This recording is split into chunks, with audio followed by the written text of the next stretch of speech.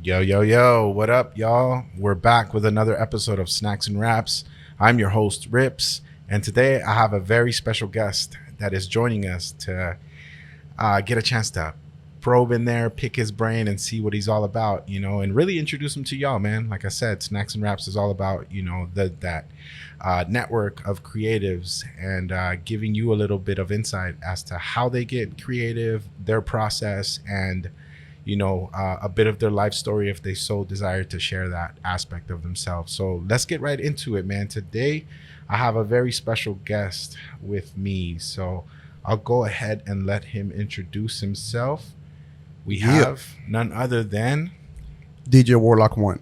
What's up, man? Hey, how you doing, Rips? Hey, thank you for having me today here, and I feel honored to be in one of the pilot episodes of Snacks and Raps, and I want to thank you for taking me into account, and to bringing me on to tell my story and tell you guys about the process and my process.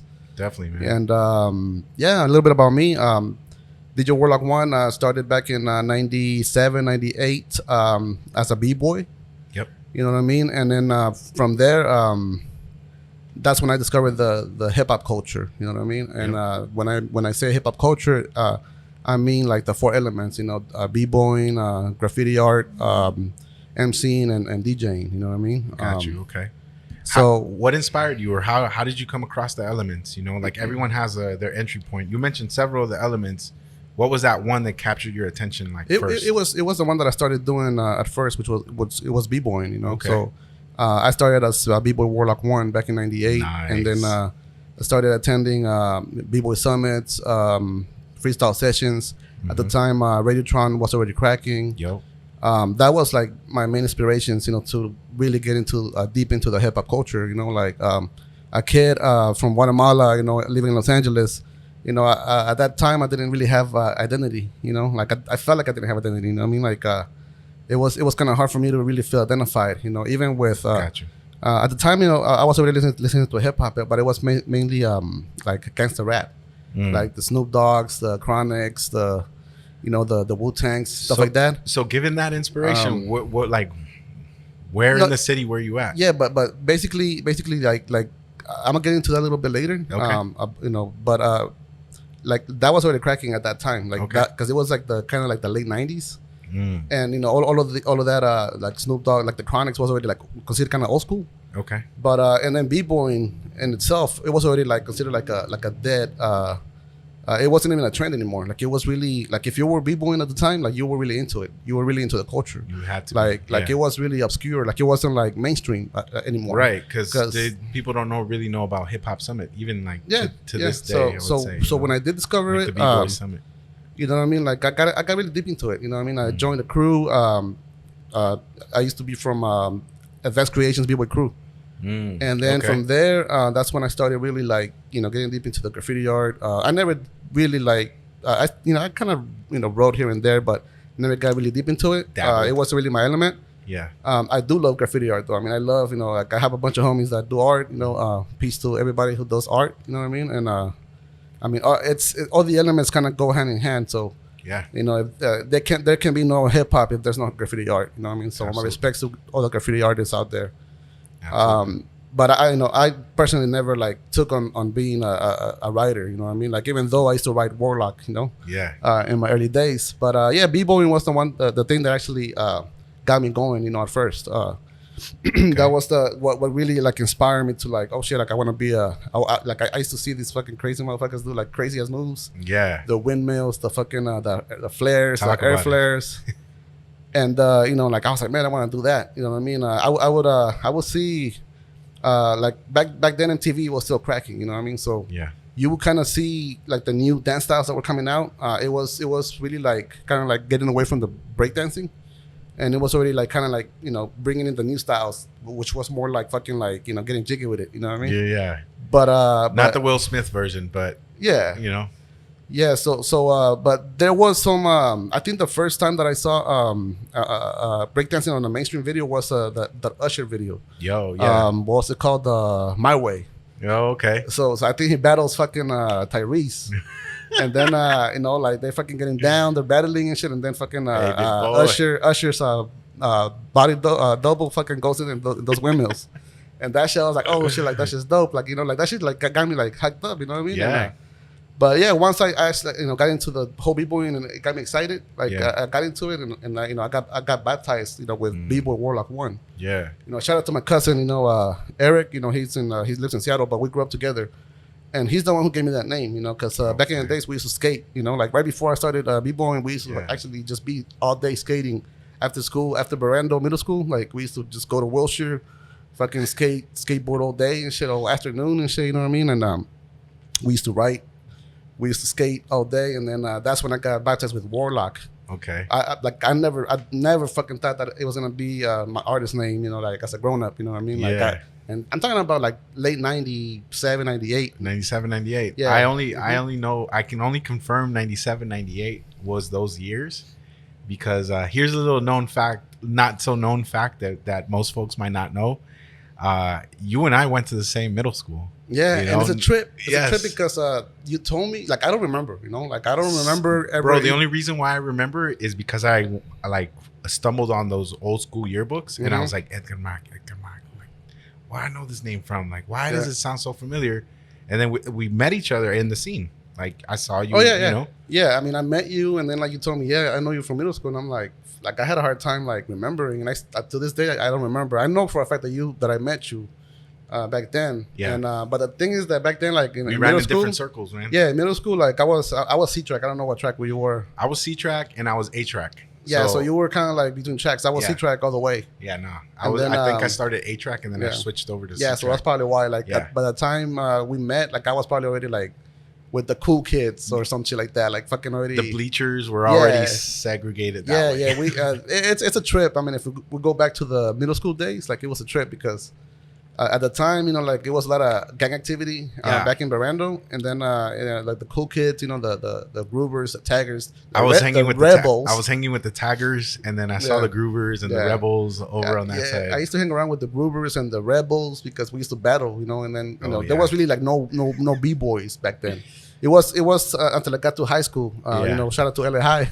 You know, that's when I really got it like deeply into the whole culture. You know, so talk about a little bit about how that transition happened for you from like b-boying to maybe what introduced you to the rest of. Obviously, you already got introduced to the rest of the elements, but what started to kind of like attract you to some of the other elements? Yeah, so basically, like, you know, attending the freestyle session events, like you know, everybody go look up freestyle session.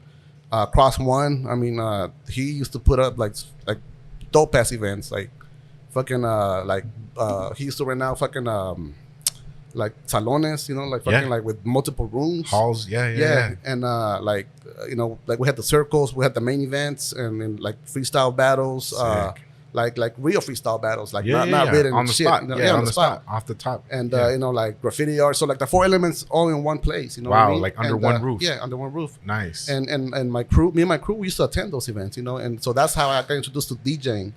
And then like you know, I'm gonna go back to the beats that kind of like really got me into b-boying. Like it wasn't hip hop beats. It was like the b-boy beats, the breaks. The breaks. You know what I mean? Like the James Browns, like the fucking Jimmy Castor's bunch. It's Just Begun, the Apache track. You know, like those were the songs. You know, like if you're a b-boy, you know what I'm talking about. You know what I mean? Like that's what you break to. You know what I mean? I could go on and on, you know, with like, like, you know, just talking about like that music, but basically that's what really got me into DJing. I love those fucking songs, and back then it was vinyl. It was straight out vinyl. There was no Serato back then. No, like computers were already out. I think it was like Windows 98 and shit. Like, but if you think about a Windows 98 computer, you're talking about it was a brick. It was like huge. Like, and you couldn't run anything on it. If you were lucky, you get to run MS Word or something like that. You know what I mean? Yep. Like, no internet, like no Netscape. You know what I mean? Like with the fucking dial-up modem and shit. Like back then there was really no internet. So youth of today will not know about the dial-up. Yeah. You know, 56K modem. Getting around really took more than just going online and like, you know, visiting profiles and looking at videos and DMing people. Like back then, like you really had to like go out to those events. shake people's hands. You have to like network, battle motherfuckers. You know what I mean? Like in order to like really like be part of the scene. You know? Yeah. And to really be doing it, like you really have to go out there and show yourself, like show your skills. You know what I mean? Right. And yeah, I mean, like early 2000s, like my high school years, there used to be a spot up in Hollywood and Vine.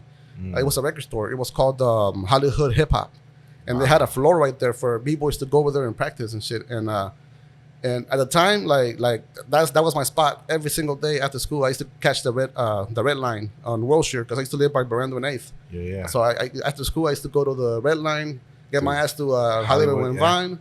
Walk over to the spot and just every day practice. You know what I mean? Get your hip hop fix. Yeah. But in that store they had a DJ every day spinning breaks for the b-boys, and then sick. Okay. So I was like, fuck, like this is dope. Like I started seeing the scratcher, like motherfucking scratching, cutting on the fucking on like the vinyl. live right there. Yeah. And I was like, man, I want to do that. You know what I mean? Like nice. I mean, like I'm talking about like a 15, 16-year-old kid, just fucking like. Getting inspired, absorbing, soaking it up. Yeah, absorbing like the shit that's around me and shit. Yeah.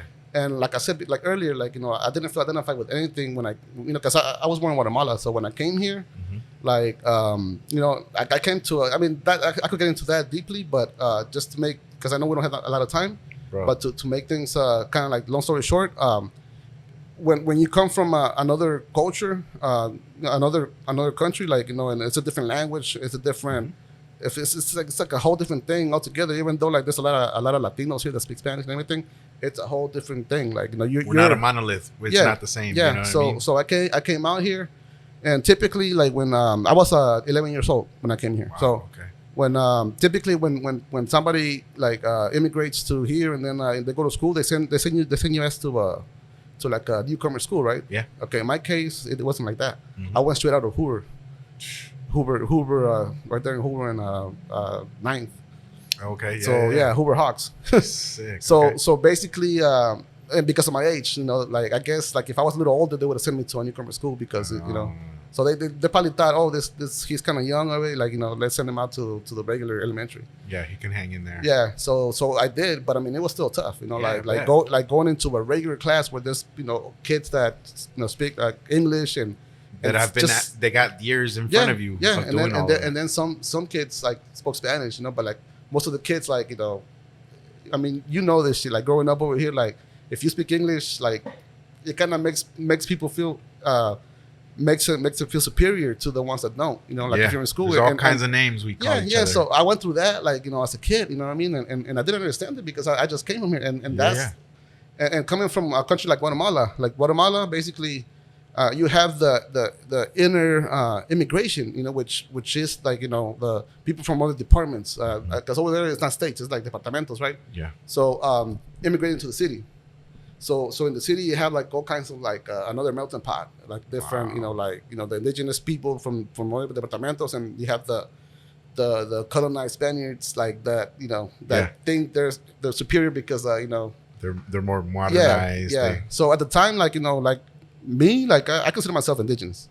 Facts. You know what I mean? But I didn't know that at the time because of the education that I was getting there, and because of my grandparents and my parents basically immigrating from their departamentos into the city, because I was born in the city, right?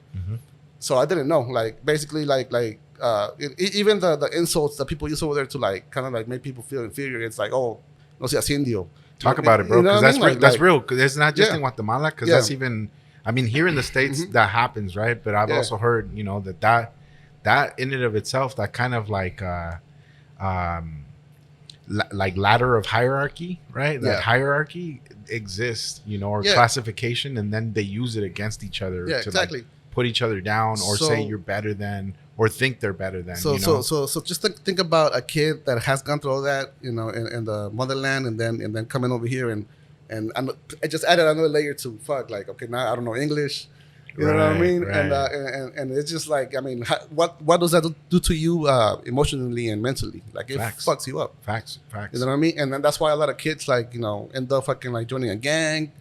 Doing drugs, like just basically, like that could have been me. You know what I mean? And I think hip hop. Or it was you, because actually no, yeah, it was me because I did go through some shit. I did go through some dark periods of my time of my life. Yeah, you know? I'm sure, like, but even like you were mentioning the process of arriving here and what that does to you also is part of that, like aspect of the struggle that you encountered here, right? And then you went on to have other struggles, right, or other challenges in life, like that's definitely like something to, I think, recognize, right? And especially like as artists, right, being able to peel back those layers and be honest about those kind of things speaks volumes as to like that inner work that you've already been doing. But then you said it earlier, hip hop, right? If it wasn't for hip hop, you probably would have been somewhere else in life, right? Yeah, because I mean, like,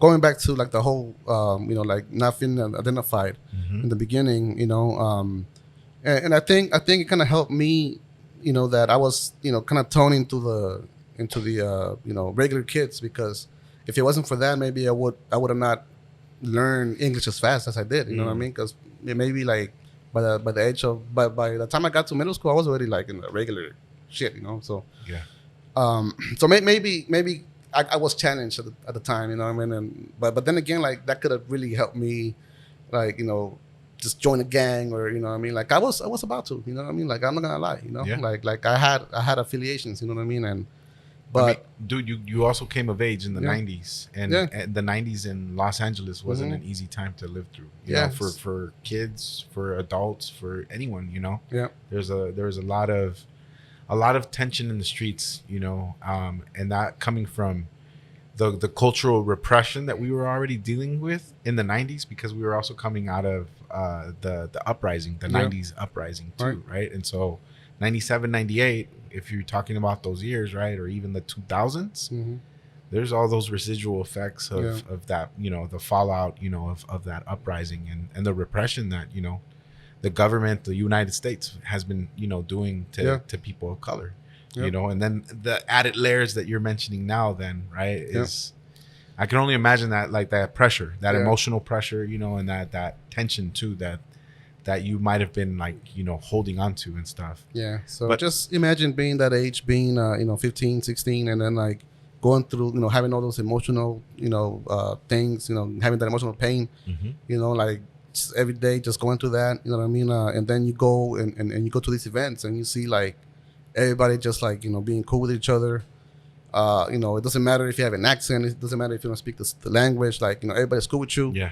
Like, you battle. You battle like to kind of like, prove yourself that that you're worthy. Yeah, that you're worthy, or that you've been practicing. I mean, exactly. If you're a b-boy, you gotta show it. If you're a DJ, you gotta show it. If you're a MC, you gotta show definitely gotta show it. Yeah. You know what I mean? If you're a writer, you definitely gotta show it. Yep. You know what I mean? And back then, and still to this day, like like motherfuckers catching spots. Like that's you really have to show it. You know what I mean? Yep. I mean, like just feeling identified with the whole hip hop culture. I mean, like I felt, I finally felt like I belonged somewhere, like that I was home. You know what I mean? Yeah. Like that shit brought me home. You know what I mean? And just. On a personal level, that's basically how I feel like about hip hop. Yeah. It just brought me home, and then like basically, and now me being home, in a mental state of mind that I'm home. Like now I'm able to concentrate and see a little bit more clear on where I'm going. Yeah. Like what's my next move? Like what am I gonna do? Like enjoying what I'm doing. Like not feeling like, oh shit, like I'm not where I need to be. Like I'm way behind because I don't know this, I don't know that. Like I feel like at that point, I felt like, okay, now I'm home.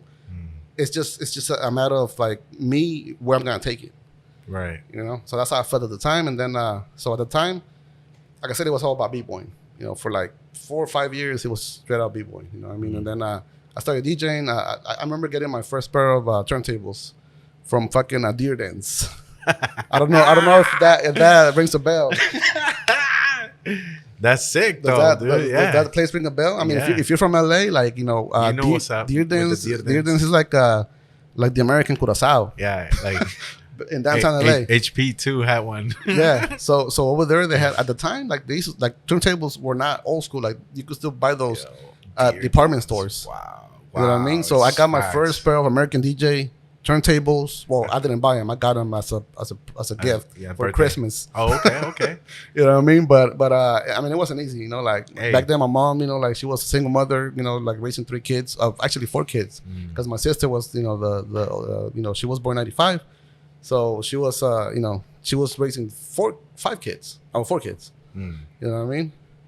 And you know, like just by herself. You know what I mean? And you know, to be able to give your kid a pair of turntables. I mean, back then, I mean, I'm literally. I'm talking about like fucking 2 G's, maybe more. Yeah. You know, and I'm not talking about the fucking the fucking I'm talking about the belt drive. Like they were not even like meant for scratching. But there were DJ. It was DJ set. It was like a battle DJ set, but it was fucking belt driven turntables. Wow. You know what I mean? But that shit, that's what got me into the whole fucking, like, you know, that's vinyl. when you started cutting your teeth on. Because back then there was no fucking no Serato. I mean, there wasn't even no computers available. Yeah, yet, you couldn't do it that way. It was all analog. Yeah, like and I remember like you know, rigging this old boombox and shit, and that you could put batteries on. You know, and it had the RCA ins for aux in. Yeah. So I remember the previous years I had gotten one of those remote control cars. As a present for Christmas. Yeah. That battery from that little car, I rigged it into the boombox because it was a rechargeable battery. Oh, sick! Yeah. So I rigged that battery into the boombox to have a fucking rechargeable battery to take on the road to go b-boy. And then at one point, I mean, I started taking the tables, you know, out you know, with the crew. You know what I mean? Like, like we used to go to Hollywood. We used to like have some spots, like some churches in Hollywood. We used to have like the fucking like the basements available, and we used to go over there and fucking like hit that shit up and do the damn thing. Yeah, MacArthur Park, we used to hit that shit up too. Like take the music and just go practice all day long, battle other crews and shit.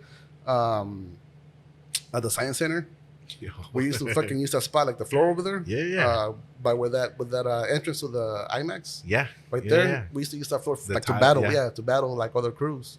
Sick, you know what I mean? Yeah. So anywhere, at any time, anyone can get it. And at the time, there was no rechargeable batteries. Like that was still like technology that didn't exist. Yeah, you know what I mean? Like that came out a lot later. Yeah, later, like way later and shit. Yeah, like, no, it wasn't. I'm talking about like a decade fucking later. Yeah, it wasn't around. You know? Yeah. So like for us to have a fucking not a wireless, but like a self-sustained system, you know, that lasted like 5 hours and shit. Yeah, on that one charge. You bring up another good point too, right? Like hip hop also made you creative, right? But it also made you like kick up your ingenuity, right? Yeah. Curiosity led you to say like, I wonder if I could do this and it'll work. Yeah. You know, back then products. I broke a lot of shit. Same, bro. In my time. Same. I fucking broke a lot of shit in my time, and just to see how it worked. Yeah, just experimenting, you know. But that's how I learned, you know. Yeah, it's facts. I got shocked a bunch of times, fucking experimenting with shit, and I learned, you know what I mean. And I could say this, not to brag, but yeah, I am a network engineer at the moment. You know what I mean? Hey, like I got that on my resume. You got to say it, man. I did it for 10 years. You know what I mean? Like currently, I'm managing family business. I'm in the restaurant business right now. That's what's up. But yeah, for 10 years I worked for this company, and I just learned so much about engineering, network engineering, IT. You know what I mean? And I got that on my resume. So, but I feel like I wouldn't have those skills if it wasn't, because of hip hop. Hip hop really like kind of opened me up to like just start experimenting and become a better person. You know what I mean? Yeah. And I like the way that you described it of like coming home. You know what I mean? Because there's no better place than home, right? And home, they say home is where the heart is, right? So if you're home in your body, then you can start creating from there and impacting your surroundings. That's I really like that. That analogy or metaphor that you used there. I mean, and I share my testimony in hopes that someone else listens to it and if they identify with it, then it might help them. Like basically, if they're in a dark place mentally because of shit that they went through in life, if that can help them out, if that can give them a little push or hope, then that's basically I feel like I've already did something. And what hip hop did to me, like hip hop or whatever their passion is can do to them. You know what I mean? Yeah, it's kind of like you're continuing the teachings of hip hop too, right? Because that's what hip hop, at least from like my exposure to the elements, is that you teach each other, right? And that you hold space for each other, like safe space, not just like where you like shoot the dozens of each other and, you know, like rag on each other or like bag on each other, you know, like it's really just, you know, opening that space. So like, I appreciate you saying that, you know? Yeah. So moving forward, a few years later, I mean, after, you know, I experimented with turntables and, you know, just got better at DJing, you know, mixing vinyls, you know, beat matching. And, you know, back then there was computers. I mean, there was computers, but you couldn't really record into the computers. Right. So digital music didn't really exist. At the time, it was really tapes, cassette tapes, VCRs. Yeah, CDs were not even a thing yet. Yeah, well, I mean, they were a thing, but you couldn't really record into them. Nah, yeah, they didn't have the CDRs, right? Yeah, or CDRWs or whatever, rewritables. so the way, like the first beats that I ever made, I would say, it kind of, because I used to watch a lot of documentaries too, like on VHS about b-boying, and then I remember watching a documentary. I think it was Cool Herc, or what's his name? Fuck, I'm losing my train of thought right now. The Furious 5 DJ. What's his name? Flash? Yeah.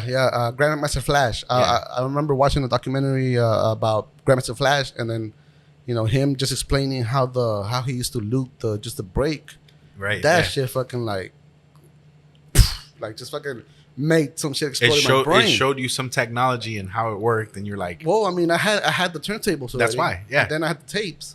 You know what I mean? I had the cassette recorders. Yeah. Because I used to record the like the break beats into. I still have those cassettes, by the way. Sick. I used to record the vinyl breaks into cassette, because I mean, sometimes I wouldn't really have the energy to take the turntables to like every spot, so I had the cassettes. You know, to just play them on the boombox and, you know, start practicing wherever, you know, to be mobile. Sick. You know what I mean? But after I came across that documentary, and then I saw that he was looping the breaks, you know, for like in the song, because there's like usually like back in the 70s, like the breaks was really like a drum break, you know, in the middle of the song. Like I don't know where, like the bridge kind of thing. Like I don't know where, like there would be like, you know what I mean? And then so like a lot of records had that, you know, and then like at the time back then, like DJs like had to find those records and find those breaks to get those breaks, and they used to loop them, you know, and that's basically how it started. I discovered it through a documentary that I watched on VHS, and I was like, fuck, I got inspired because of that. Yeah. So I started looping the vinyl into cassette. So I would actually like hit record on the cassette, play the loop, and then hit pause on the cassette. Sick. Take it back. Like I would hit the pause, but like not let it go yet, because if you let it go, then it would start recording. Yeah. It wouldn't be like right on time. So I would bring it back to the cue point before the kick started, and then I would wait for it and then let it go, and that shit would loop perfectly on the cassette. You know what I mean? Like so I would have like at that time like I would have like fucking like a 3-minute fucking drum break. Boom, boom, boom, boom, boom, boom. You motherfuckers would love that shit. Like when I used to go to the fucking to the practice sessions, you know, because that's what vinyl these days have, right? Those loops. Yeah, that's sick, dude. And then so that was like my early, like I would say like my early production in a way, like my early looping in a way, because like getting familiar with how to play with sound and record with what you have. Like even though like I got time, I didn't know that I was doing just that. Like I didn't know I was doing that. I just wanted to get that break, extended it like you had 3 minutes. Yeah, you had a need, and you figured out how to solve a problem there. Yeah. Later in the future, when I started like more like into recording, into rapping, that's when I started like fucking with like dual cassette decks, you know, like so I would like basically have like maybe 3 cassettes, but I'll get into that a little later.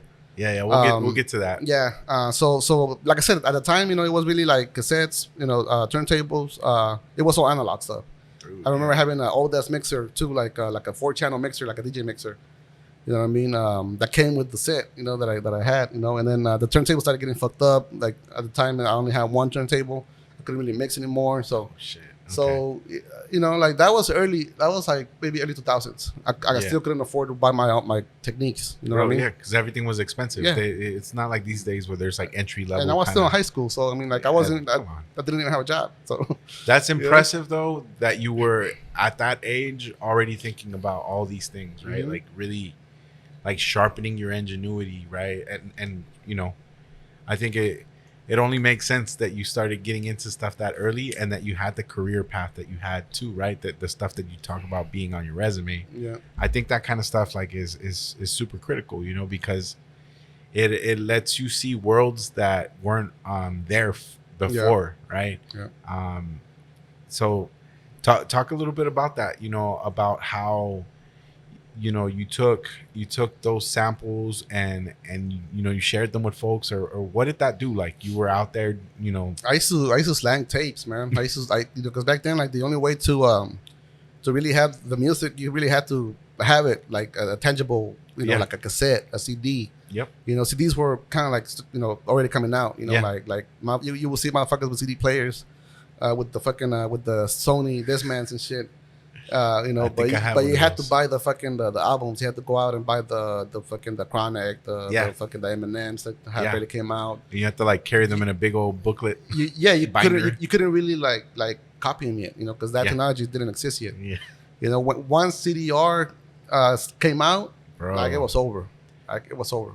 Once that, yeah, it was over. Once that that and the MP3. Yeah, so taking it back to MP3, like in the early stages of MP3, there was something called I forgot what it was called, but it was like a little digital device made by Sony.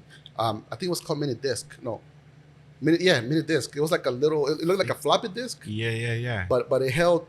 You could record audio into it or MP3s. Oh yeah. Wow. But for the MP3s, you had to have a computer transfer it into it through fucking Windows Media Player and shit. Crazy. But I used to fucking record audio into it. So instead of doing it with cassettes, now I started doing it digitally on the fucking mini disc player. You know what I mean? And because that shit held like fucking hours and hours of fucking of music, Dude, yeah. So you started like capturing. But that technology like didn't really last long. Like the Sony mini disc, like it came out and then like everybody thought it was gonna like blow up like other things did, like MP3s and And I think the MP3 was the one that really like kind of like just changed the whole game because it was a small file, it was easily attainable like through Kazaa or fucking Napster, LimeWire, Kazaa. Yep, all those that gave your computer a virus. Yep. Yo, I remember fucking up my but due to me fucking up the computers with viruses because I want to download so much shit, I learned how to fucking fix computers. So in my early years, like I was doing computer repair. Yeah. You know what I mean? Like even upgrades. You know what I mean? So like I remember being like 18, 19, like just fucking hustling, like telling people, hey, if you have a virus, bring me a computer. I would charge like fucking like $60 to fucking like fix it up. Nah, just fucking like wipe the whole shit and fucking reinstall the OS. I had the CD, and then people, because their shit wouldn't work, they would be like, hell yeah, because they would take it to the fucking computer repair shops. Yeah, and they'd be like, it'd be thousands. Oh no, it would be $80 just to fucking see what's wrong with it. If you want to fix, if you want to fix it, we'll tell you how much it is. It will be like $350, and those 80 are gonna be part of the $350. Yeah. So if you didn't want to fix it with them, like you already lost $80. Yeah. So if you buy it to me, it was like $60, like to get it fixed, like because I knew what it was, like I knew what was wrong with it already. Not a whole $400 plus, yeah. So I remember making some cash, when in the era where like people actually fix the computers and not just replace them, because now your computer fucks up, like you want to replace it. They're making it a lot harder to replace things, and then they don't make them last like they used to because man, that was the era. I think a lot of people are still these days attempting to figure out how to make that fix-it culture, like stick around longer, because you're right, a lot of this technology is not like friendly in that way, So going back to technology, basically, so this is where it gets interesting. This is really where it kind of like, I think this is where everything started. It was 2002, I think, because I was class of 02. Yeah. I was still in high school. I had that Windows 98 all fucking upgraded and fucking like maxed out and shit, like with the most RAM I could. Yeah. And I think it was Windows 2000. I think because at the time, that's what was coming out. And there was this program called Hip Hop EJ. Oh, wow. I mean, if you motherfuckers have internet, I'm sure you do. Yeah. Go look up Hip Hop EJ, like back in the 2000s. Like that's the software that got me into producing.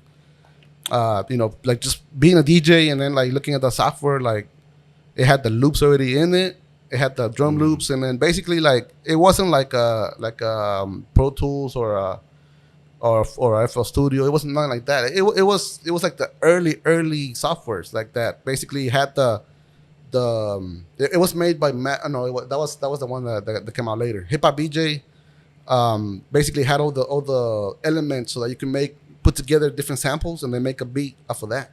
But it was like royalty free samples that kind of like the drums, the breaks, you already heard them on some songs. Yeah. So it was like those type of breaks. But I mean, just having a program that you could basically loop a dope ass a drum beat and then slow it down, you know what I mean, and to your tempo, and then start rapping to it and just to make you feel that you're making something from scratch. Yeah, that was the game changer, because back then like I said, I mean, if you have money, you could buy a 8-track recorder.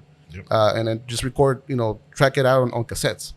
You know what I mean? Like, shout out to fucking Tascam, like, back then, like, they're the ones that actually, like, started, coming out with all those little consoles that you could actually, like, track out your shit. But, I mean, it was expensive, though. Like, at the time, I didn't have the money for that. Yeah, and then, you know what I mean? The tapes and all that. Yeah, so I had to use I had to work with what I had. Yeah. And I had a Windows 2000 computer. I heard about this software called Hip Hop EJ. Downloaded it. And actually no, it wasn't even downloaded. Somebody gave me a CD. It was word of mouth, like in the school, and somebody gave me a CD-R with it. Installed it on my shit. Nice. Put the key on it. The fucking the activation key. Yeah. Activated it, and then I was like, fuck, she just fucking like blew me away. Boom. Yeah. I started looking into more softwares. Like, okay, what else can I do? Then I went on, because back then eBay was already like starting to become popular. Thing, yeah. So eBay, I started looking for producing software, and then there was this software called Magic's Music Maker, for like $15 plus shipping and handling, so like $20. Fucking order that shit. Fucking once I got it, I installed it, bro. Done. I was fucking blown away. Yeah. Fucking Pro Tools, dog. Pro Tools looking like software. Like multi-track, you could fucking record all kinds of things. Like you could track, it's just like Pro Tools, like basically like just think about Logic or Pro Tools, whatever. Yeah, whatever. But it was Magic's Music Maker, like the original one, like the very first one that came out. It's crazy. And that computer, I remember, like it was crapping out because it was like I guess the specs for the software, like you needed a better computer. Yeah. So I remember saving a lot of money to get a good computer. And at that time, laptops were already like a little bit more accessible. For like multimedia computers around the 2000s, bro. $2,500. Like fucking easy $2,500. Yeah. I remember spending $2,000 on the shit like that. So I bought a Sony Vaio just to run that software. Wow. Best decision of my life ever. Wow. Because if I didn't buy that laptop and I didn't run that software, I wouldn't fucking know how to use Pro Tools today. That pretty much cut your teeth. Like you spent countless hours learning that. Yeah. Like once I and the way that I used to record into that, like wasn't even like with the interface, anything like that. I used to record with the built-in mic input. Oh yeah, the ins. Yeah. You had the headphone jack. Yeah. Yeah. Yeah. So but just basically being able to have a computer that you could record audio into like different tracks, and then you can move shit around. That's like, game changing. I was like, what the fuck? Like this is it right here. This is what I want to do. Those like the early stages of sound engineering, like you were mentioning, right? Without even knowing that that's like something you were doing. And that's and right there, that's where I learned like all the terms, the terminology, like fucking like compression, delay, fucking reverb, because all of that shit wasn't there. You know what I mean? All of that wasn't there. Like the fucking you would go to the plugins section, and you would see compression. You would see. I mean, at the time I didn't know what the fuck none of that shit did, but I just fuck with it. Like just kind of like and made shit sound, different. A certain way. You know what I mean? Like the way I wanted it to sound. Yeah. You know what I mean? That sounds different. Yeah, but so that's so from there, that was like 02, 03. And then I didn't really get and that was just like my beginning years. That's like you practicing your recording, editing, or mixing, mastering type stuff. So, but at the time, I wasn't really considered a producer. Like I didn't consider myself. I was a DJ and an MC. I used to write. I used to freestyle in English. You know what I mean? There's some tracks footage out there, y'all. There's some tracks on SoundClick.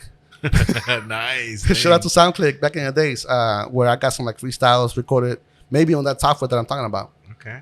You know what I mean? Just freestyles on like commercial beats, you know, like the Biggie beats, the fucking the Wu-Tang beats, and whatever you had access to. Yeah, whatever I could download off of the fucking 56K modem. Yeah, I used to leave that shit fucking downloading all night long just to get an MP3. Dude, that's exactly how it was, man. And if you had multiple downloading, dang, good luck. You would be there for weeks. I remember when DSL came out. DSL basically gave you like 3 megabits per second download. And it, like, man, that shit was a game changer DSL, to me. yeah. Like you were able to download an MP3, the low quality MP3, like in 10 minutes. Yeah, yeah, You know what I mean? And that was enough. Yeah, because you could make out everything. Yeah, but going back to the modem era, like that's when you know, that whatever beats I had, you know, like in my computer, and that's what I used to use to like basically freestyle, record, you know, stuff. But it wasn't until like 2004 maybe that I really like say, you know what, like this is me. This is what I want to do. You started making the transition and taking it and more. At the time I was already working. You know, I remember working security for Securitas. No shit. And I used to have this post out in San Pedro. It was a warehouse. As soon as I showed up, it was fucking ghost town. Like I was in a little booth, fucking nobody around. Yeah, for 8 hours until I got relieved. And I was like, fuck. I mean, like I could be making beats right here. So, you know, I started looking into like, you know, I went to a Guitar Center. I remember my first purchase, man. Like, if I would go back in time and I could talk to myself, like I would tell myself what to buy. I remember spending so much money that I didn't even need all that shit on random stuff. Well, on shit that was recommended to me. Oh, okay. Based on what I needed to do, what I wanted to do. Got it. Okay. So I remember going to the Guitar Center, like not really knowing much about it, because back then, like there was no YouTube, there was no. The internet wasn't really like, I mean, it was already out, but you know, it wasn't really like nowadays that you could actually do your research before you go out and buy shit. You know what I mean? Yeah. So I remember spending like fucking some good, maybe like 3Gs on a fucking on the Tascam digital multi-track recorder, and I still have that shit, by the way. Wow. You know what I mean? But I mean, I'm not gonna say that it was a waste, because I did record a couple albums on that. Albums that I'm not proud of. I mean, because at the time, reggaeton was already like starting, and then like, you know, I remember like the content wasn't really like, you know, what it is now. You know what I mean? Like, it was just stupid shit. You know what I mean? Like bullshit. Hey, that's the practice years. You know. Yeah, but then the condenser mic that I got, the fucking the pop filter, the headphones, like all of that stuff was like kind of like in the bundle, like right? a bundle, yeah. And then that Tascam console came with a CD, and it was Cubase LE. Oh snap! I don't know if you ever heard of Cubase. Yeah. But that's what really like got me into the professional recording software and producer software, Cubase. So I used Cubase for like, I don't know, like 4 or 5 years. Before I started doing like all of the stuff that I did for the Level Nightmares LP, which maybe later we can play some. Yeah. All of that stuff was done on Cubase. Okay. It was recorded, mixed, and mastered on Cubase. You know what I mean? With all stock plugins. Damn, you know what I mean? Like I listen to that shit now, and I'm like, damn, I was just using stock plugins with that shit. And now today, like I have all this fucking outboard gear and fucking all these fucking plugins and all this software, and I have a hard time. Sometimes I have a hard time. I spend days trying to fucking get that shit right. You know, I spend days trying to fucking get the snare to fucking sound the way I want it. Yeah. You know what I mean, I think that speaks to the level of like, you know, the accuracy that you want to like achieve, you know, because you have a sense of where you want it to like go or what it wants to sound like for you.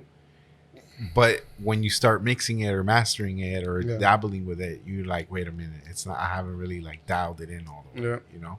I respect that. That's someone's, you know. Yeah, no, but that's something that I kind of like retracted from, because at one point I was really like very critical with my shit, and I learned. It took some time for me to really learn, you know, to step back and fucking really listen to what I'm doing, because you know, because of me being too critical, like a lot of songs that could have came out a lot earlier never came out. Because, you know, I felt like it wasn't ready. I felt like it was going to be whack, you know what I mean? But then I played like fucking 5 years later, and that's just fucking banging, you know, because maybe it was like ahead of its time or something. I don't know. Well, no, I mean, it was, you know? You said it. It was you. You were being too critical on yourself to the point where you know, you might have been like, silencing yourself or censoring yourself a little bit, Yeah. to the point where you're like, nah, it's not, or comparing yourself rather. You're like, it's Yeah. not this quality. I wanted to sound like this, and Yeah. I might not put stuff out just yet. But that still doesn't take away from what you went through, The experience and the experience that Yeah. it gave you, and even not just the experience, but the growth, my dude. Like, Yeah. because, Yeah. like you said, you learned how to, do Yeah. all of that, but you're still like, there's that they can't take that away from you. That Yeah. can't be taken away. That whole experience, that learning, and then what you were able to produce from that, even if it wasn't like the quality, that you. Oh no, trust me, it was the quality. Because, but okay, because, or because the album is fucking it's published on it's been published on iTunes since 2012, and that shit was cooked up like back in like like 05, 06. Mm-hmm. And maybe sounds good right now because it was kind of like revised in a way, like it was remastered. But I mean, just going back to the files, I'm like, fuck, like that's just sounding good. Your like composition, yeah, like it's sounding like the fucking kick sounds like fucking like it's fucking booming, like. And nowadays I have a hard time fucking like sometimes I have a hard time finishing tracks because of that, because I just can't get it to where I want it to go, like to be, you know what I mean? Yeah. Like, but like I said, sometimes it's just a mental thing that like a mental blockage, you know what I mean? Like we are our own obstacles, you know what I mean? Yeah. Like we we're our own worst critic, we're our own worst enemy. We definitely our own Yeah. obstacle Yeah. at times, or even like we may judge ourselves too much, Yeah. but I think that's the beautiful part about the creative process, that in those moments there's an opportunity for you to just kind of like hold the mirror up and be like, who am I kidding? It's what it is. It needs to just go out, Yeah. because like it kind of stagnates, or it makes you it's deflating, all of that good work, all that hard work, and then you have nothing, or you might feel like I have nothing to show for it. Mhm. Like I get that, Yeah. I think I can relate to that process, So we're talking about like maybe 04, 05, like that's when like reggaeton really hit, and then there was this thing called regional urbano that was really popping back then here in LA, and I remember just me like not feeling identified with none of that. Not with respect to the music, to the artists, like much respect to everybody that did their thing, back then. Yeah. But just me, I didn't feel identified with that, and then again, going back to like the whole like Spanish, English, I did a lot of stuff in English that, like I said, I'm not proud of, because like the content wasn't really like what it should be, like what I want it to be now as a grown up. You know what I mean?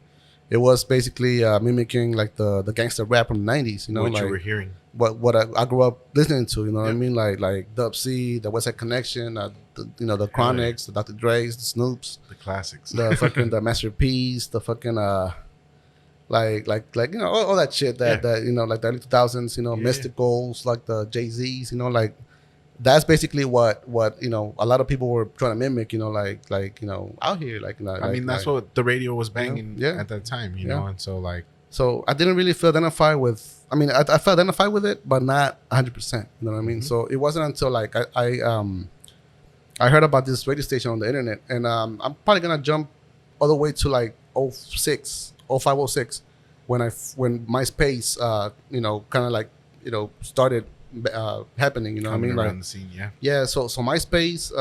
I mean, like the younger kids are not gonna know what the fuck I'm talking about when it comes to MySpace.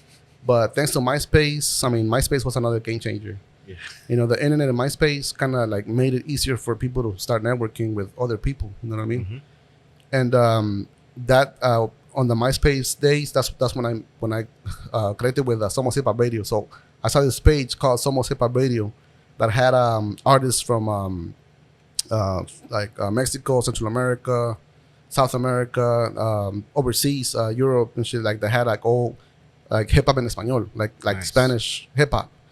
And I'm listening to these things, and I'm like, what the fuck, like some dope ass underground fucking like just like what you hear like on the radio, right? Like underground shit, like but in your language, like in Spanish, right? Yeah. And their message is like they're talking about some deep shit. Like they're not talking about Relatable stuff. Yeah. like they're talking about like whatever happened in the countries. Like I'm listening to this Chileno hip hop. You know, like they're talking about you know, like the revolution, you know, what they went through. You know what I mean? I'm listening to like some of the Mexican hip hop. You know, like, and I'm like, damn, like this is what I want to do now. You know what I mean? So like now I'm like, okay, now I have a purpose. Because you know, before that, I had heard the Cypress Hill, you know, Éxitos en Español. You know, like I didn't relate to that. I just couldn't relate to it. You know, I couldn't relate to it because that was a hard one to listen to.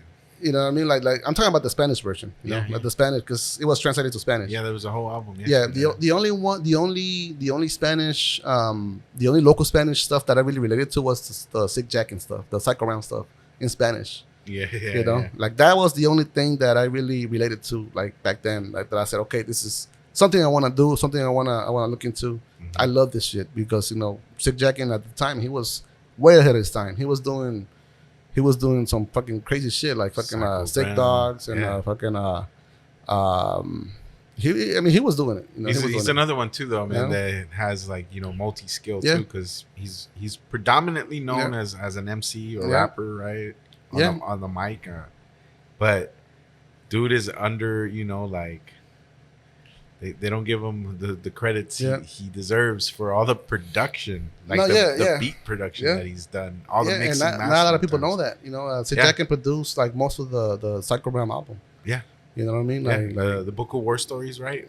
Right. Like I think the Psycho Realm LP, like that one. I think he produced the whole shit. Yeah, I think you're right. With some Be Real's co-production. Yeah, that's right.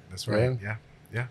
The Psycho Ward was that's what it was. I think that's what it was called. Like it was Sick Jack and somebody else. Yeah. But yeah, I mean, going back to you know, to my story. Well, it intertwines, you know, because it's still during those times and stuff. Yeah, so like going back to the Somos hip hop era, right? When I really like, that was another thing that kind of like got me into like a whole different genre, because you know it wasn't really like rap anymore. It wasn't just it wasn't what the radio was playing at all. Like or the local Spanish hip hop or the regional urbano stuff. It wasn't none of that. It wasn't reggaeton. It wasn't none of that. Reggaeton, you know, so now I'm and I don't. So this is what happened. Like I remember sending in a message, right? And I'm like, hey, like you know, how can I get involved?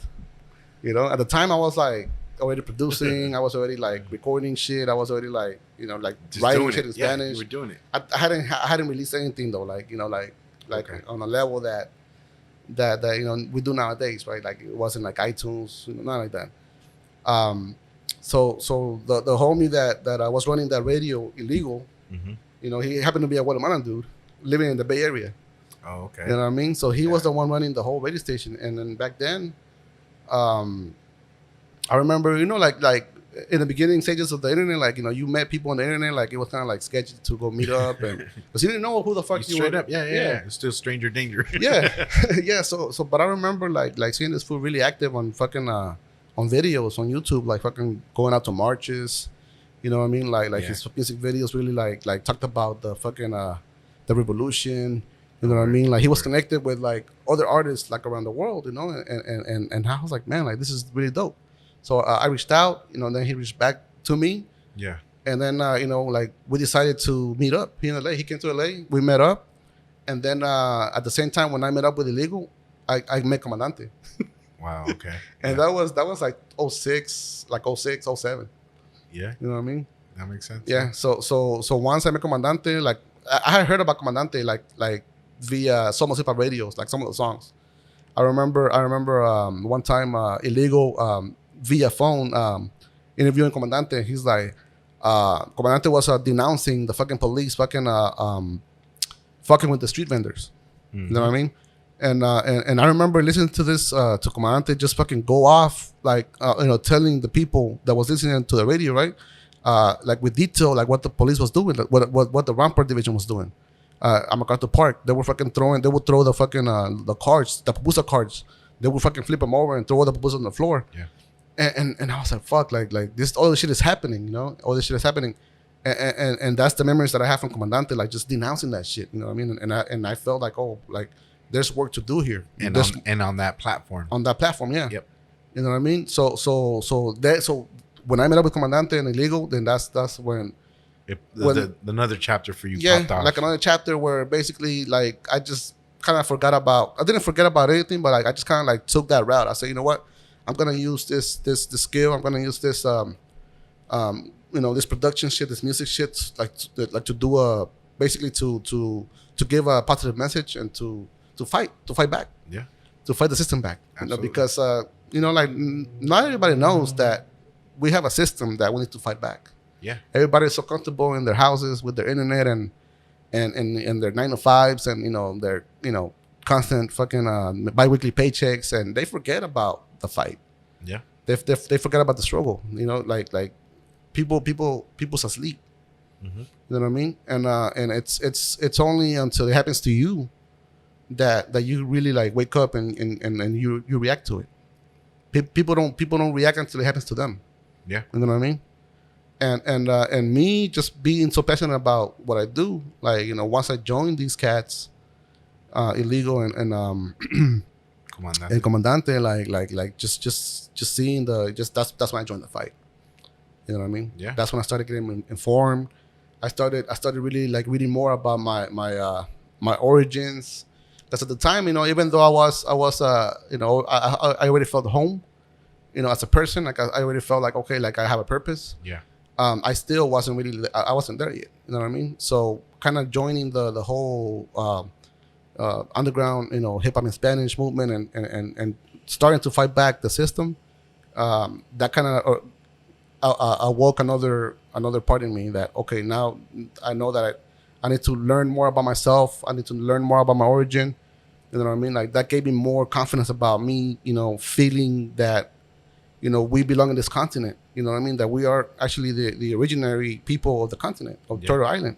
Yeah. You know what I mean? Like in, the history books, like the news, the TV, like everything, the history is gonna tell you that we are the immigrants. So the media and the TV, like the history books, like they tell us that our people are the ones that immigrated, to this land right here. When in reality, like the Europeans are the ones that actually crossed the ocean, and started colonizing this continent. You know what I mean? Yeah. And my heart goes out to everybody right now, like fleeing, the poverty and the violence. You know what I mean? Like to look for a better life, even though like that's what it might seem like it is. It's still not like what it seems to be. You know what I mean? Like the American dream is a hoax. Yeah. You know what I mean? Like there's no. I mean, the American dream is not designed for us. The native people. Of this continent. To go back a little bit to what you were just making a point about, the people coming from those countries, right? From our home countries. Those folks are actually fleeing the same system that we're talking exactly, about. Because right? it's involved. It's the United States that destabilizes Latino America, Mm-hmm. right? Countries in Latino America that force people to survive, to seek survival, So I completely 100% agree that, So there's a system. So basically, back then, when I started listening to all kinds of music and all kinds of messages, like that's really what awoke, it just made me, go out and start, looking for my own information, because the information that I learned in high school was a lie. You started putting two and two together. Some of the stuff that you were taught, in high school, junior high, all that wasn't always like accurate. Yeah. So now, I mean, like, just me, like, I feel like, I see it how it is. You know what I mean? Like there's a lot of racism going on here. Mm-hmm. You know what I mean? My peoples are the ones that, suffer all this shit. You know what I mean? Like everywhere we go. You know what I mean? Yeah. I mean, not to go back in time and talk about the ugliness that like the 45th president, did with the camps, right? Yeah. The immigration camps that were propped up, the conditions that people were in there, it's like, that's all aspects of the conversation we're having, and part of modern day, like 2021, things that are going on, And it's like nowadays, like, we're seeing a lot more on the news about it, and we're seeing, people talking more about it nowadays. But it's been happening. It's been happening for centuries, for decades. It's been happening for decades, and when I started listening to this music, like I started, kind of like I said, I started doing my research. I started finding other artists that bring you that same message, Mm-hmm. and that's I said, that this is the message I want to bring to the people, to my people. Yep. And I started writing, about that. You know what I mean? And so most of the music that I'm talking about, that it's you're gonna hear it on the Live with Nightmares LP that was published back in 2012. Mm-hmm. But that was music that got recorded like between '08 and like 2010, around there. Yeah.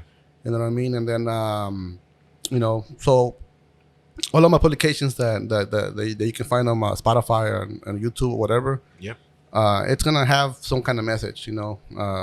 Is there one in particular that comes to mind? In terms of like your catalog. That you might. It's just too many. We can play one. It's too many to or name. play a snippet. It's too many to name, but we could go old school on one, and then let me bring some up. And then because I joined forces with Circuito Cerrado, but that's I don't want to skip my time that I did with the elders in the band, and because that's I think that's important for people to actually hear that part about me that a lot of people might not know that about me. Yeah, you wanna before we get into some music, do you want to talk about the band and the elders? Yeah, just I know that we're kind of short on time, but we're good. Yeah, so basically that's why I mainly rap in Spanish. I mean, it's not that I can't rap in English, like it's I just really haven't I haven't had the opportunity to do it, to be honest with you, like it's mainly like the artists that I've networked with, like it's all Spanish stuff, you know what I mean, and it gets exported to Latin America and overseas, you know what I mean, when it gets published, you know what I mean, so but yeah, I mean, I'm open to anything, I'm open to anything, okay. Really, like maybe in some future projects I would do English, or Spanglish. Hey, right? I mean, I think these days, 2021, like, yeah, it's the language barrier is not a thing. Yeah. Like you're hearing hip hop. Yep. In Latino America, the scene in hip hop right now is amazing. Yeah. Amazing. It's like the 90s times 10, I would say. You know, because like you have the older generations that picked it up during even like the times that you were mentioning. And then you have the newer generations that are all about lyricism. Yeah. They're literally about like getting in there and duking it out with each other to sharpen their craft. You know, I think that's a beautiful scene right now. That's going on and stuff. So I'd say that people would probably welcome both. Both aspects of how you deliver. So talk a little bit about the band, and the elders that Yeah. So in 2010, around 2010, I remember going through some stuff like some financial issues. I remember that's my daughter was born in 2011. So I used to have a studio back at home. I used to have a studio, and that's where most of the magic happened. For the Live with Nightmares LP and the Estudio Libre EP that I did with Young One Lee. And all of the production that you hear on like some of the beat tapes that I've released, that's where it happened in South Central. Okay. And then, but when my daughter was born, that's when I had to move out and get my own apartment, and so I had to give up my studio. So I didn't have so I put all my equipment, I put it in a storage facility, and so I didn't have any means to produce or anything like that. At the time, Comandante hit me up. He said, "Hey, like, it's like I got these elders that have a studio, and they rehearse, like every now and then, and like they want to record, you know what I mean? And I'm gonna bring you over to see what's up, like maybe you guys can work something out."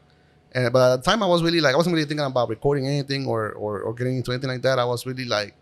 Like my daughter was really. I was a new father. Like I was struggling with work. Like I didn't really have work. Yeah.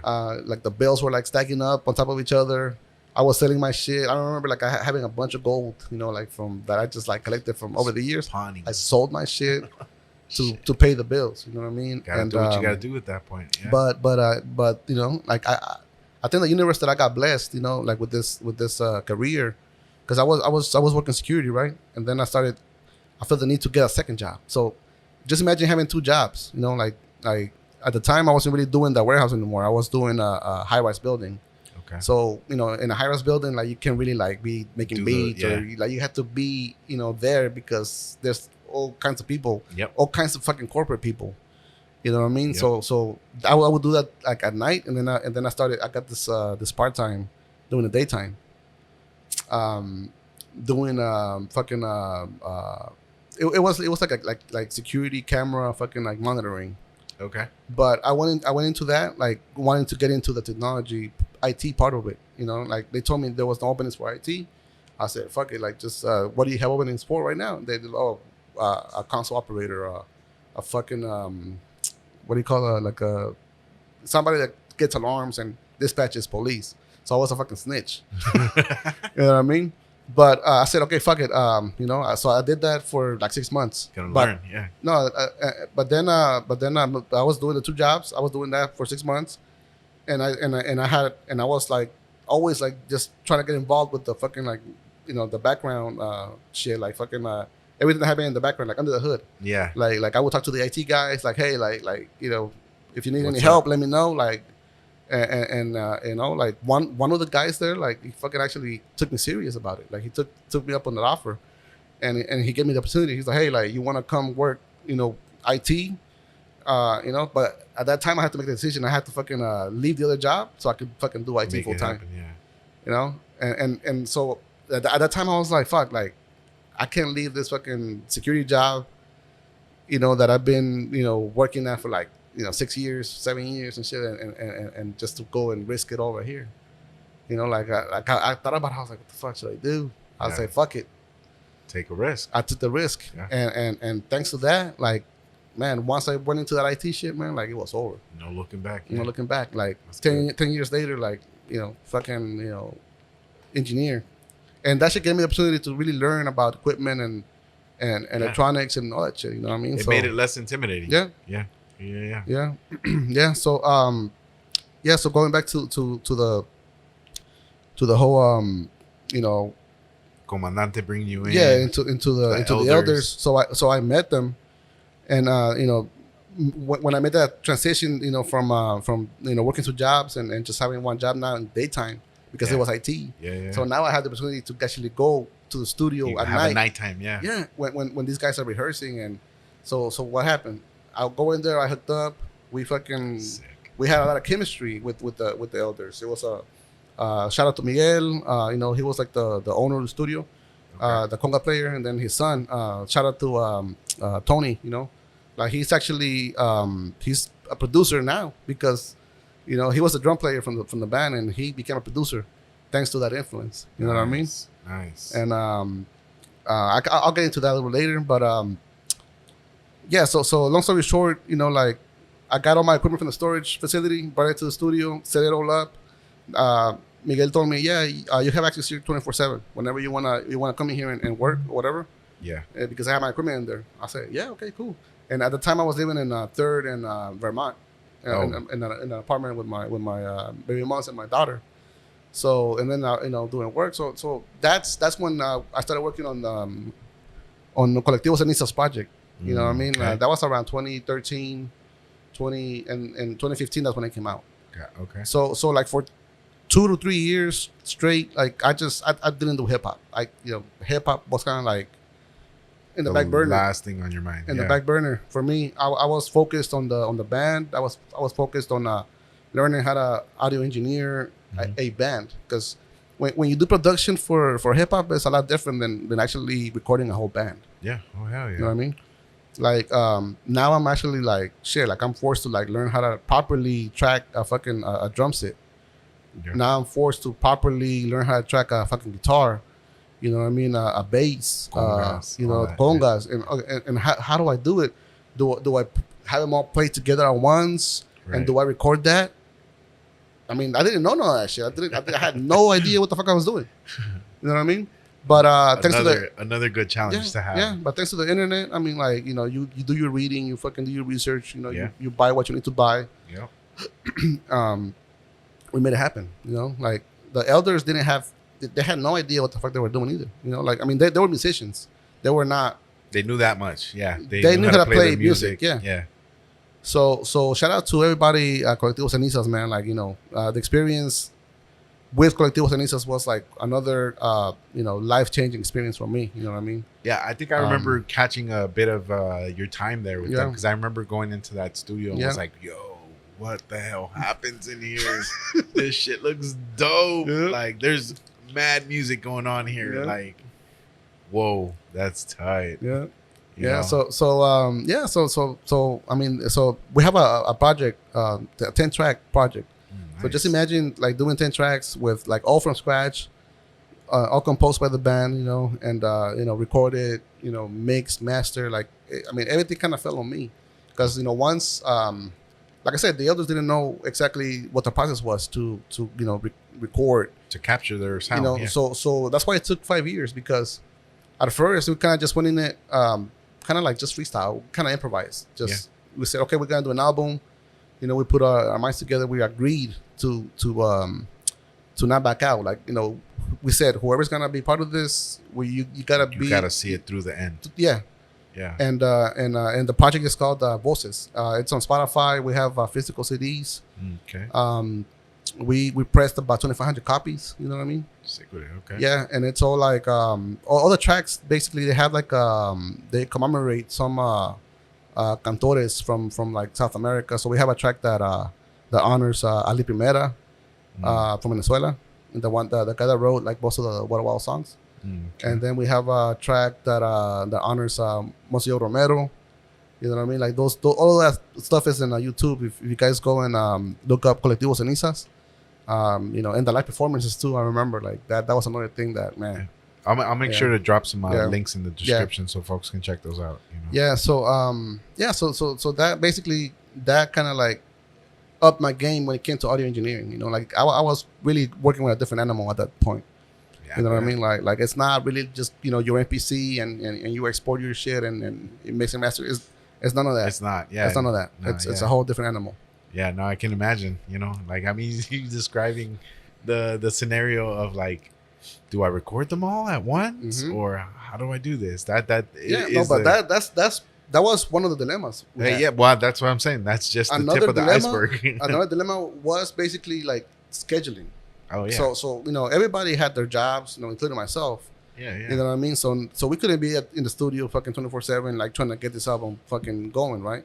So we had to. So in order to make this shit happen, like I really had to fucking like tell myself, like, you got this shit, like you got this. Yeah. You're in charge of this shit. Yeah. I mean, just imagine like me being like kind of like the youngest, because the real youngest was Tony, like he was Miguel's son. Okay. You know what I mean? So, but me being the youngest from like the elders, right? Like everybody's like, you know, maybe like in their 50s, you know, or you know, their 60s or whatever. Yeah. And me being like in my early 30s. Yeah. You know what I mean? Like I was like, fuck, now I gotta fucking like command these fools, you know? Yeah. I gotta tell them, you gotta be here at this time, otherwise, you know, like this shit's not gonna happen. Yeah. You know, like the scheduling like was one of the things. Like, okay, today we're gonna record the guitar player, and then the guitar and the voice, and then out of the voice, the guitar player, we're gonna come back and start recording everything, kind of layering everything, you know, like you know, like one after another.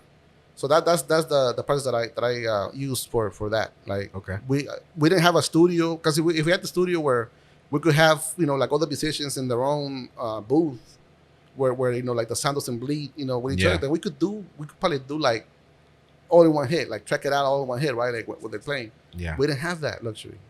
We had one big room, and that was it. That was it. So if I had the whole band playing at once, guess what? Well, not only it was gonna bleed everywhere, but I didn't have microphones for everybody. Shit. You know what I mean? So like all of those challenges that I had, you know, like I had to really improvise. Yeah. And the technique that I use is like, okay, so I'm gonna get the guitar player and the singer first, you know, because we had a little booth, Yeah. So the guitar player could be right here, the singer right here, get them all at once. So now we have the backbone for the whole song. Now I'm gonna have the bass player come behind them. Yeah. And drop the bass track, and then I'm gonna have the percussions, on top of that. Started layering. Yeah, like all like everybody like taking turns. Yeah, like, so you started really approaching it from like a more like a composer kind of approach. Yeah. And really like taking your time to layer it, giving each other giving each sound its space so it can come through. Yeah, and that was just a capturing process. Yeah. Like that's not even the mixing mastering. Yeah, getting into the mixing and mastering, that was a whole different fucking like pedal, man. Like I was like fucking like, I don't know, man. Like I probably lost some hair back then. You know what I mean? Stressful, yeah. Yeah, and I remember a lot of alcohol being consumed too. Like no lie, just because like yeah, that's what happens. When you're in a band, and you know what I mean. Like when you're recording projects like that, and just, but hey, it happened. It came out. It got published. Yeah. And I thank everybody in the band that went through it from the beginning all the way to the end. You know what I mean? Like, because the band broke up, after, because I mean everything has an end, right? Yeah. But we said this is gonna be the goal right here. We're gonna get this project out, and it's gonna be published, and it's gonna be in the books, and guess what happened? It's there now. So, yeah, it's a history. Yeah. So once that happened, then I kind of went back to hip hop again. Yeah, you moved on. To, and I remember kind of coming across you a couple times when we were on the same bill, and we were playing with the band, and you guys were rapping with Innocent Dwellers, right? Yep. Yeah. And that was kind of like the last days with the band. Yeah. I remember being impressed. I was like, damn, this fool! I know he's a rapper and beat producer. What the fuck is he doing up there with a band? That's sick. Yeah. I remember. I was just like, dang. Yeah. That's another level. Yeah. So that gave me a lot of confidence. When it comes to audio engineering, it taught me a lot. It taught me a lot. Bro, I can imagine. Yeah. It taught me a lot. Like not only in the audio engineering, but in being a musician too. Like, yeah. They kind of forced me into learning how to play keys. Yeah, because when you're with like musicians that have instruments, they have like a whole different perspective on like music theory, music composition, all of that, bro. Yeah. And if you weren't like classically trained or whatever, you know what I mean? So you kind of have that as a whole to it was a challenge, man. It was a challenge, and but you did your homework, man. To this day, I mean, like, I don't consider myself like a musician, because it takes a lot of knowledge to be a musician, right? But yeah, I mean, production, hip hop production. I mean, like sampling. That's basically, the tools that I used, to really get into the music. Yeah, I would even say that's an aspect of music production. You know what I mean? Yeah. It's just in the genre of hip hop. And that's like you said, those are the tools you use to create that specific sound. I'd still classify you as a musician, dude, Yeah. So no, but yeah, I learned a lot. I mean, after actually going through that phase, I feel like my production has actually, now it sounds a lot better. Like my bass is not out of tune. You know what I mean? My bass lines are actually in tune now.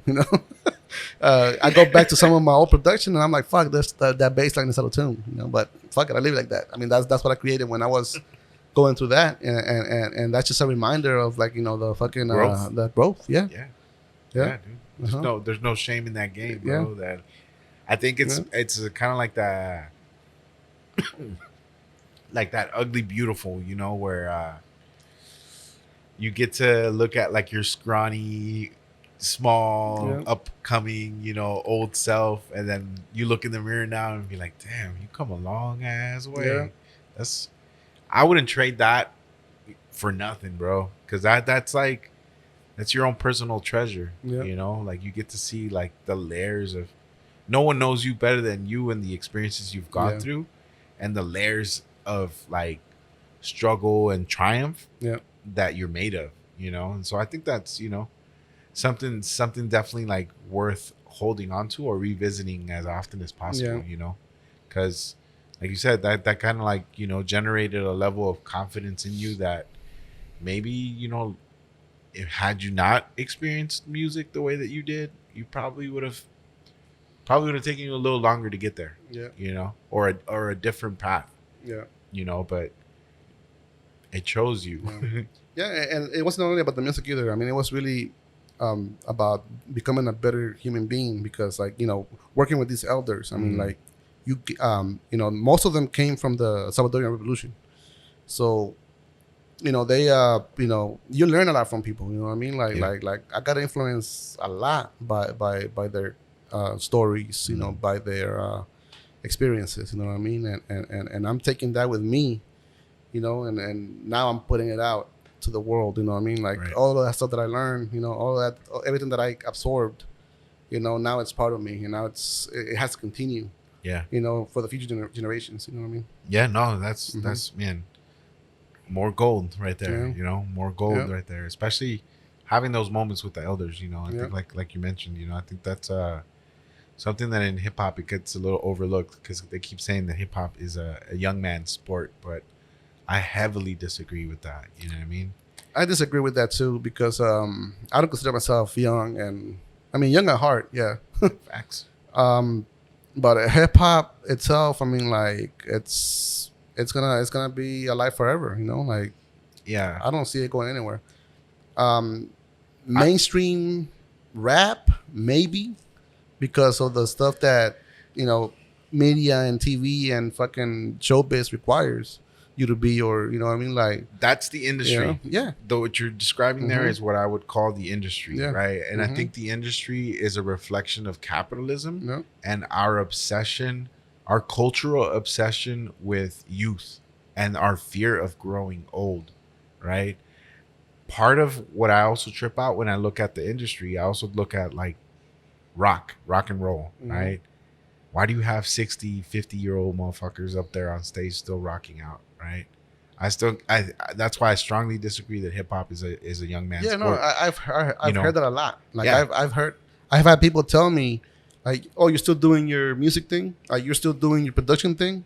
Like, like, yeah, why not? I live this shit.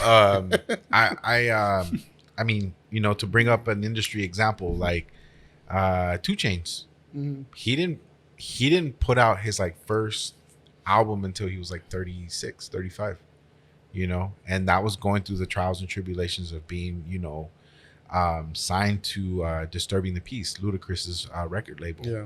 And he was with the crew back then and shit, and did all kinds of I think it parallels a lot of our stories in terms of our initial creative ventures, right? Where we just dive into what we love and grow from there. He didn't put out something until he was in his late 30s, bro. Yeah. You know what I mean? Like, that's why it's never too late. It's never too late. Yeah, it's never too late. Absolutely. I 100% agree with that, but I think that's the whole point, for me around like hip hop is not a young man's sport, I think there's opportunities for us to continue to bring this kind of,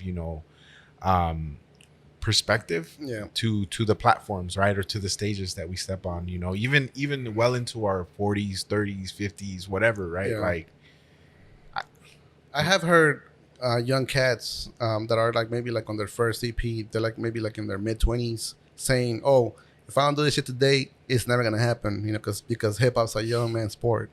And what I tell them is like, like there's no age when it comes to like, doing what you fucking feel like doing. And what, like, if there's a message you want to put out that you want to put out, like you could be fucking, 45, 50 years old and still put it out, shit, you know what I mean? Thanks. Like if you just want to be a fucking industry rapper, then, that's a whole different story. Then, don't say hip hop is a young man's sport. Industry rap might be, you know what I mean? I think there's space for us to clarify that. Yeah. Definitely. I would agree with that framing a lot, like 100%, in that, I guess in that same vein, what are you working on these days, man? Or what do you got coming up, or anything that we can look out for, or, So I mean, shout outs to everybody that works with me and, like over the years. So after Cenizas, basically I kind of came back to hip hop and I started just hitting up all the homies that work with me and, everybody that connected with me, like from like different regions of the country in the United States and Latin America. I got some connects in Europe and shit, but like we haven't really done anything official. Yeah. But I shout outs to Phenomenon in Washington DC, Cruz Control, the Rey de Bajo Mundo, and Comandante. You know, like we kind of formed a collective of MCs, and we call it Circuito Cerrado. Okay. And that was back like right after Cenizas. Like that's when I started. Like I went out to New York, and I went out to me and Comandante went out to New York and Washington D.C. and we recorded that EP, and we formed that collective. So that's another publication that we have out. It's called Circuito Cerrado, the EP.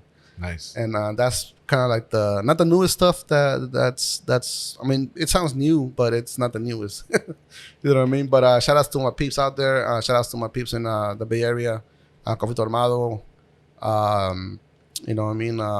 You know, always, you know, like, you know, yeah. There's a lot of people that have came and gone, you know, in this game, this rap game, this hip hop game. You know what I mean? Like I've met with people that, you know, I'm still talking to this day, you know, since the beginning, like 10 plus years, and they're still doing their thing. Yeah. My respects to those people, you know, because when you got into this shit, like you didn't just get into this shit because it was a fucking it was popular or because like you know, it was something that was cool to do at the time. Like you were doing this shit because you really felt it, you know, you really felt the need to put out a message, to put out this music, and you're still doing it. You know what I mean? Yeah. The ones that retired for whatever reason, you know what I mean? Like, you know, everybody has their own reasons, right, in life and responsibilities and shit like that. But I'm nobody to judge, you know. But I did work with a lot of people that are no longer nowhere to be seen or, you know, or to be found, you know.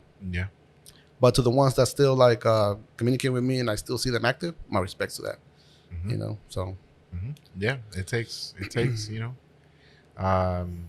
a level of tenacity to keep going. Yeah. You know, I think it's also recognizing that you're not in it for, you know, the fame and accolades. Yeah. You know, I kind of, to go back to the point you made earlier, hip hop saved your life. So why would you even stop doing it? You know what I mean? If it really did that and have that impact in your life, then I don't know. I mean, I haven't really thought about it, to be honest with you. Like I have never really thought about stopping. I mean, I've gone through episodes where, you know, maybe, you know, something happens to me, you know, like I hit depression maybe, and I might think about quitting or, you know, but it's just temporary. Like it's just people go through shit, you know. Yeah. People go through shit, you know. People's gonna have those episodes where you just kind of want to fucking, you know, drop everything and say fuck it, you know. Yeah. But in a way, you know, music is the medicine that has helped me like get back up. You know what I mean? Like, yeah. Like when I go through shit, like I mean, I might not show it. You know, like you might see me smiling, happy. You know what I mean? But deep inside, I might be fucking broken down. You know what I mean? Yeah, going through it. Yeah. And but music and just being in the solitude of creating and you know, like just realigning with myself, that's the medicine. You know, that's what brings me back up, and that's what really like kind of like does not let me stop. You know, like that's the real reason why I don't stop. You know what I mean? Like, because that's what has never left me. That's what has never talked shit about me in my back. That's what has never fucking taken shit from me. You know what I mean? Yeah. So, man, that's I think that's a beautiful way to like segue towards the closing. I think that those are beautiful words to definitely like hang on to. Yeah. So in wrapping up a little bit, man, where can people connect with you, man? Like where would you like folks to check out out something? Social media. You know, let them know. One of the things that I learned early on was that you know, branding.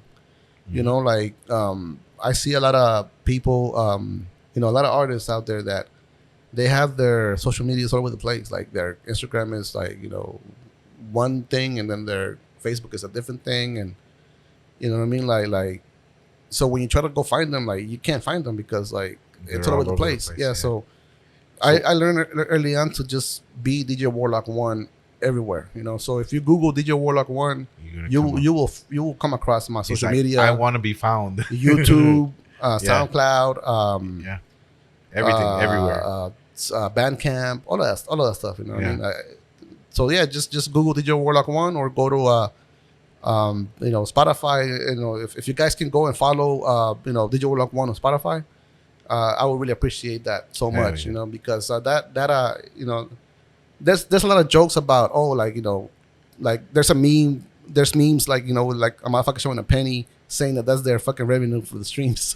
Hey, It's, I mean, outside of that, it comes back to what you were mentioning earlier. it's not true. It's not true, because if you're really, you know, putting out the content out there, it's, you know, I get like, you know, $40 checks, you know, here and there, like unexpectedly, you know what I mean, like from City Baby, you know what I mean? Yeah. Out of like, you know, somebody just like streaming my shit or you know, putting the streams on IG, or Yeah. you know what I mean. So whenever you guys do the stories and then you add the music, the artist music, that shit helps out a lot. Yeah. It adds up. You know what I mean? You hear that, ladies and gentlemen? Yeah, it adds up. Like, you know, if you do a story and you want to fucking and you add the DJ WARLOCK ONE song on it or a beat, Do that. that shit helps out. Yeah. Because if that reel gets like fucking a million plays, like I'm gonna for sure get at least like fucking you know, $10. You know what I mean? So Yeah. No, absolutely, definitely. So I think, you know, like you were mentioning, you know, just Google DJ WARLOCK ONE, and you'll definitely be able to connect with Warlock, you know, online. I would say personally, if you have an Instagram and you're not following Warlock, you're doing a disservice to your daily digest of, you know, creativity. He you know, himself and Disease do live sessions. shout out to Disease 84. Shout out Disease 84. You know, like Yeah. they're definitely, you know, active online, and they give you that behind the scenes look into their creative process. Yeah. And I really encourage folks to connect, you know, not just online like he was mentioning, you know, but definitely give them that follow on Spotify and any other, you know, social platform, because Yeah. it goes a long way. Yeah, definitely. And then you know, like right now, you know, since the whole pandemic's kind of like going down, and we're kind of getting back out there again, and we're starting to do events again. You know, like I'm trying to book as many events as I can. You know, like to go drop some beat sets or vocal sets or whatever. Yeah, if you go to one of the shows and I'm there, like, hey, don't feel afraid to come say hi to me, man. Like you know, like I'll be so happy to hear from you if you hear from me from, you know, from this interview right here, or from, you know, from Anywhere. wherever. Yeah. Like I'll be more than happy to like shake your hand and, you know, like chop it up, man. You know what I mean? Like I'm not like other people that, you know, feel like, you know, that we're untouchable. You know what I mean? Like, Yeah. like, because I do get messages like that sometimes. Like, oh, I saw you at the show, but, you know, I didn't come say hi to you. Like, dude, what the hell? Like, Yeah. why not? Why, You know what I mean? why didn't you? Yeah. Yeah. That makes sense, man. Yeah. You know, I'd echo that. You know, Yeah. DJ WARLOCK is definitely down to Yeah. earth, easy to, you know, find, Yeah. and then too easy to have a conversation with. You know, so, you know, definitely do that, folks. You know, make sure to connect, and then that's what hip hop for us is about. You know, Yeah, make sure you follow Snacks and Raps too, man. You know, much success to the podcast, man. Like, Yeah. like, you know, just blessings. You know what I mean? Thank Like you, from my, you know, from the universe and my part. Like, I wish you the best, man. Like you know, we need more of this. You know, we need more podcasts like this that expose artists that are, you know, kind of left in the dark. You know, at times, because like, you know, other podcasts like don't really want to include them and shit like Yeah. that. You know what I mean? No, So facts. I really appreciate you reaching out to me and you know, asking me to do this.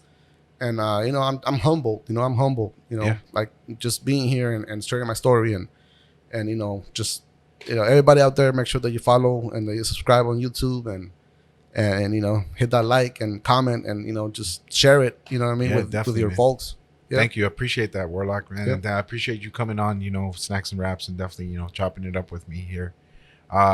It's a different space that we're trying to create on Snacks and Raps. You know, it's not the usual hip hop, you know, podcast where we just talk shenanigans and all that. You know, Yeah. you have those places, and those places exist. And, you know, I'm not knocking them, and no shade Yeah. their way. But, you know, for us, it's really, you know, documenting our history, right? And our creative process. And I loved how you earlier mentioned, you know, if a portion of your story helps just one person or touches that one person, you know, you've My purpose was made. yeah, Yeah. you know, and that's what this platform Yeah. is for, you know. And Yeah. I really want to stress that, you know. So I really, you know, appreciate you opening up and just sharing, you know, the layers of who DJ WARLOCK is with us here. Yeah. Thank you. You know, so Thank you, Rips. absolutely, man. And just know that this is your second home. You're Yeah. more than welcome to come here. I will be bringing you on as a co-host. So Yeah, definitely. Yeah. this won't be the last time y'all hear from DJ Warlock. So make Yeah. sure to, continue to, tune in and hit that subscribe button, hit the bell so you get those notifications. And man, we'll see you in the interwebs. This was another episode of Snacks and Raps. My name is Rips. I am your humble host. And we are out of here, y'all. Actually, before we get out of here, let them know this is a traveling podcast, meaning that we go from station to station. Can we let them know where we're at tonight? Yes. Funny story. Spectrum has been dropping the fucking ball, man. I don't know if it's happening to y'all at home and shit, but my internet at home just did not work whatsoever, and it was expensive as fuck. So I ended up canceling that account. Okay. Due to the fact that I don't have internet, we ended up doing the podcast here at the family business, Milagro Restaurant in South Central. So if anybody is in the area in South Central, LA, come and try the pupusas out, try the platos. Come everything. Get you some breakfast. Come get you some lunch. And if you're looking for that early dinner, come get you some, early dinner right here at Milagros. Yeah. Look up Milagro Salvadorian Restaurant and on Google Places, and you can get all the info there and the menu. Yeah. I'm gonna make sure to also add some of that in the description. Yeah. So support your local businesses, y'all. That's what we talking about. And then support your local podcasts that are traveling around. But if you're in South Central, make sure to hit up DJ Warlock here, and then you'll be if he's here, you'll be able to chop it up and be like, yo, I saw the interview. I heard about you. Definitely. I support. We're really trying to build a network, that family network. So we keeping it one thou wow. Like that behind the scenes. There's no glitz and glamour here. This is all real. Yeah. So thank you, Warlock, for hosting Snacks and Raps here this evening, and thank you for also being a gracious guest. Thank you. Thank you. Thank you, and thank everybody at home. That's been watching for the past hour or two. Yo, hey, no matter what time it is, man, this is what it's all about, man. But thank you all out there. We will be in touch soon. We are gonna be out of here, y'all. So